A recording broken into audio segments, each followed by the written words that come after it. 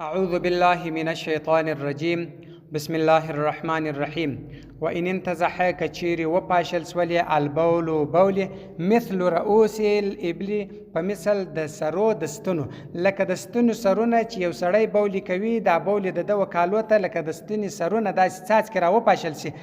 په ذلک دا چې دی لیس بشیء دا هیڅ شی نه دی یعنې په دې باندې کالي نه مرداریږي و اما الفرق هر څه چې مژل وګرول دي ففي المني په مني کې فیطهرو پاکوي دغه الثوب جامه به په دې سره اذا یبس کچيري وچوه کمنی پر جامه باندې وچ سوی ولا دا چې ومږه سره وګروي په سره وڅنډه په دې باندې پاکیږي وکذا د غره کم العضو اندام بالحتی په ګرول سره اندام په لړل دی هغه دی وګروي هم په پاکیږي کچ وچ سوی و وین کان کچيري و ثوب جامه ذات عقین خاوند د دوه استر و یعنی کتسوی و غبرګ ولا بالپرکی هغه په مجول سره پاکیږي او هو صحیح دا خبره صحیح ده ګوره په دا ګردو حالاتو کې کچيري منی پر کالو باندې ولا یا پر بدن باندې ولا یا پر دواستره جامه باندې ولا چې وڅي و سره وای مجله بس دا منی پاکی دا جامه پاکیږي دا بدن پاکیږي او هو صحیح دا خبره صحیح ده وکذا دا غرکم باللحس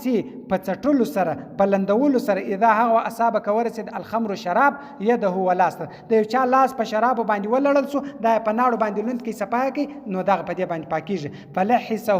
ودی چټي یعنی لوندې کې ثلاث مرات درې واره تطهر پاکیږي برقه په ناړو سره کما یطهر فمه لکه څنګه چې خوله پاکیږي پر برقه په ناړو سره په ناړو چې خوله څنګه پاکیږي دغه رقم هم دغه لاس یا دغه جامه چې لړلې ده دغه دا بیا پاکیږي واما پتاکیک سره اذا اصابك ورثه ثوب وجامته نجاسه مرداري فان كانت كثير ومرئيه لدنك ودي مرداري و چې پسترګ معلومه ده فطهارتها پاکي چې دغه مرداري زوال عينها لرکدل دغه صورت د مرداري دي چې دا کوم مرداري ده پر د جامه مشته د صورت به لري چې کوم مرداري ښکارا ده الا خو به امنه ما هغه شقه چې سخت و نه ما سوا دغه چې سخت لرکدل سخت وي و ان لم تكن كثير یعنی رنگ پاتسلو یو دی شی پاتسلو هغه باندې بیا نکی ویلم تکون کچیر نو مرئیتون لدنک مرداری نو یغسلها پریدی من زداغه حتی در داسې وخت پورې یغلب چې غالب وي علی ظن پر ګمان ده چې انه دا چې ده قد په تحقیق سره طاهره پاکه ده چې دا ګمان چې بس دا ځای اوس پاک دی بس بیا دې پرېږدي وقیل قیل بیا وایي نور علما وایي اذا هغه وخت غسل چې پرېمنځل سي مرتن یوار وعسر ونښتېځل سي بالمبالغه په کوشش سره هغه پرېدي منځل سي بیا دې په کوشش سره ونښتېځل سي نو یطهرو پاکیږي قیل نور علما بیا بل څوک بیا وایي چې انه دا چې لا یطهرو نه پاکیږي ما در هغه وخت لم یغسل چې نه پرېمنځل سوی ثلاث مرات درې وار چې درې وار نه پرېمنځل سوی دی وای نه پاکیږي و یعسر فی کل مره هر او پلا هم چې شي وسی ونښتېځل شي والفتوا او فتوا چې ده على الاول پر اول قول باندې اول قول کوم اول داو چې پرېمنځل دي او نښتېځل په دې کې شرط نه دي وعلى هذا المسائل پر دې مسائل باندې منها د دې سه ما هغه روي چې روایت شوی دی عن ابي صبر رحمت الله چې ان الجنوب جنوب اذا هغه وخت اتزره چې لنګ وتړي په الحمام په حمام کې وصب الماء بتوي کې على جسدي پر بدن باندې من حيث الظهر